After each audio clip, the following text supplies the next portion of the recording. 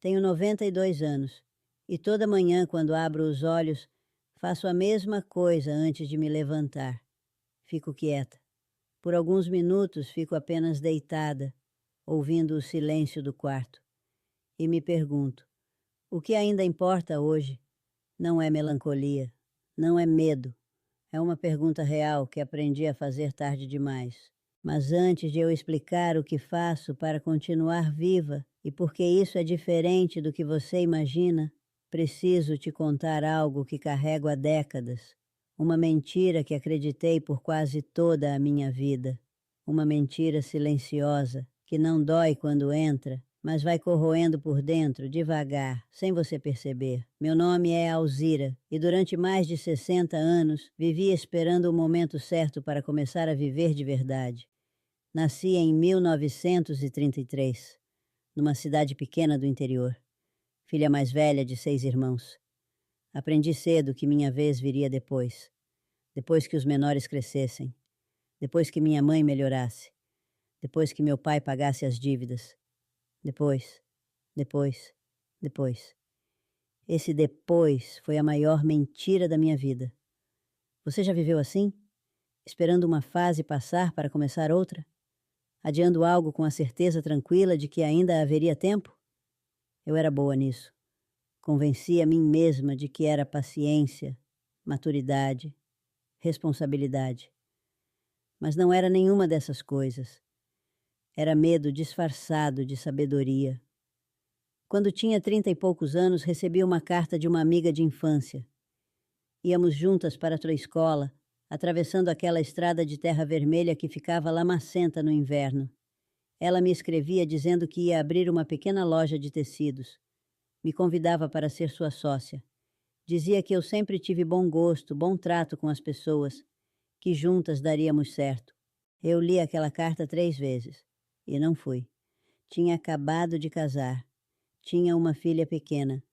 O marido precisava de apoio nos negócios dele. Depois, quando as coisas se assentarem, escrevi de volta a ela. Depois, quando minha filha for maior. Dona Alzira nunca foi. A amiga prosperou sozinha. E eu fui adiando a mim mesma por mais 30 anos. Existe algo que eu só entendi tarde demais. O depois não é um lugar no tempo. É uma fuga muito bem disfarçada. Quando minha filha cresceu, veio outro motivo. Quando o marido se aposentou, veio outro. Quando ficou doente, cuidei dele por 7 anos com amor genuíno, mas também com um alívio que nunca confessei a ninguém. Tinha uma nova razão para não me perguntar o que eu queria. Ele se foi há 14 anos, e eu fiquei, com 78 anos, sozinha num apartamento, olhando para uma vida inteira de esperas. Meu marido era um homem bom, isso é importante dizer. Ele não me proibiu de nada. Não havia violência, não havia controle. Havia amor verdadeiro, do tipo que dura décadas e cria raízes fundas. Mas havia também uma divisão tácita de mundos. O dele, que era o mundo externo, dos negócios, das decisões, do dinheiro. E o meu, que era o mundo interno, da casa, dos filhos, da organização silenciosa que fazia tudo funcionar. Eu aceitei essa divisão sem questionar, porque era o que via em volta. Minha mãe vivia assim, minha avó vivia assim. Parecia que era assim que se fazia, e dentro desse acordo não escrito, fui adiando qualquer coisa que fosse minha. Não porque alguém pediu, porque eu mesma aprendi a colocar tudo antes de mim. Quando você aprende isso cedo, vira um reflexo automático. Você nem percebe mais que está fazendo. Mas aqui está o que ninguém te conta sobre chegar aos 80 anos. Não é a solidão que dói mais. Não é o corpo que envelhece. Não são nem os que partiram. O que dói de verdade é perceber que você era capaz. Sempre foi capaz. E escolheu não ser. Não por falta de oportunidade. Por medo de começar. Passei meses nessa dor. Uma dor quieta de quem entende demais e tarde demais. E então, numa manhã fria de julho, minha neta de 12 anos entrou no meu quarto com um caderninho na mão. Me pediu que eu ensinasse a ela como bordar. Eu sabia bordar desde os 8 anos. Aprendi com minha avó, mas fazia décadas que não pegava numa agulha. Vovó, você sabe fazer isso? Eu disse que sim. Então me ensina agora. Agora, não depois. Agora. Fui buscar a caixa de linhas que estava no fundo do armário. Ainda estavam lá. As agulhas, os bastidores, os fios de seda coloridos. Tudo esperando, com uma paciência que eu não soube ter pela vida. Sentamos juntas naquela tarde e ensinei. E enquanto ensinava, algo se movia dentro de mim. Uma coisa antiga e esquecida. Uma voz que dizia: você ainda está aqui. Ainda há tempo para alguma coisa, não para tudo. Deixa eu ser honesta contigo.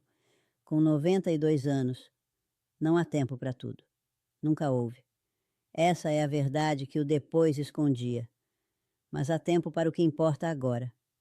E foi aí que eu entendi o que me mantém viva. Não é remédio, não é dieta, não é força de vontade. É presença.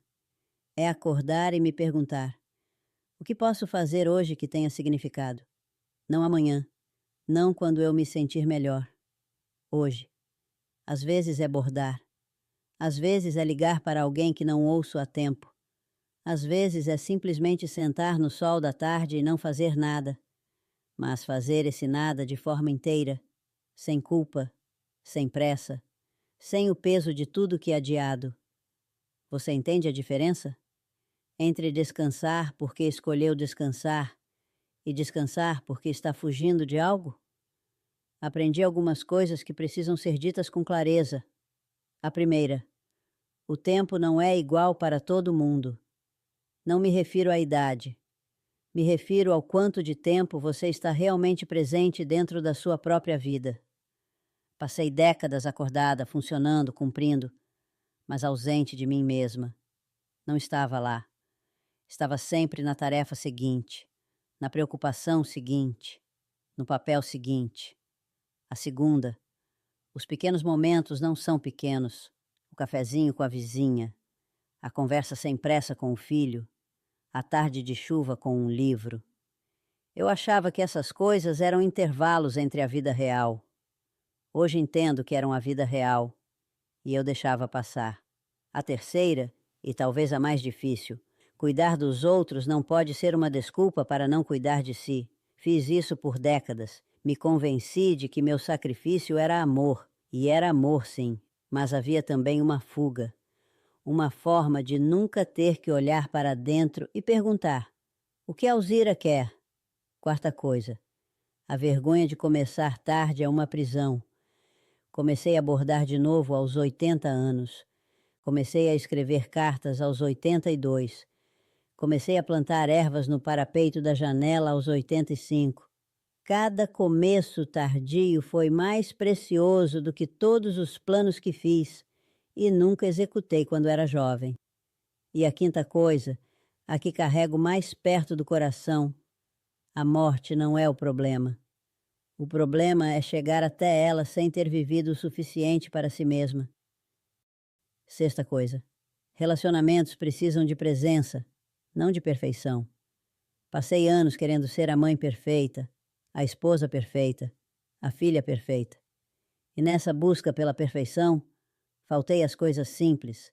Faltei estar completamente presente numa tarde de domingo, sem me preocupar com o jantar. Faltei ouvir, sem já estar pensando na próxima tarefa. A perfeição roubou a minha presença. E a presença era o que as pessoas que eu amava mais precisavam. Tenho 92 anos. Sinto o tempo de uma forma que não consigo te explicar completamente. Não é angústia. Aprendi a fazer as pazes com isso. Mas é real. É concreto. Cada manhã tem um peso diferente do que tinha quando eu tinha 50. E esse peso me ensinou algo que a juventude não consegue ensinar: urgência gentil. Não a urgência do desespero que corre e tropeça.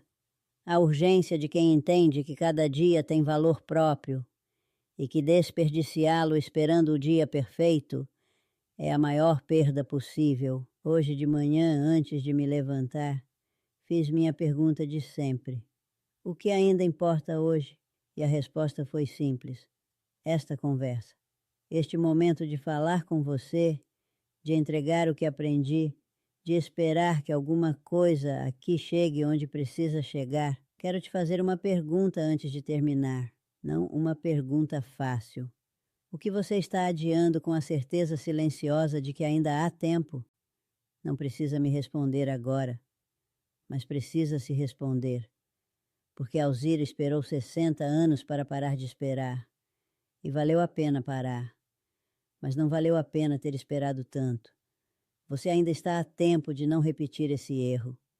Se esta conversa tocou algo em você, escreve nos comentários. O que ainda dá tempo de começar hoje? Não amanhã, hoje.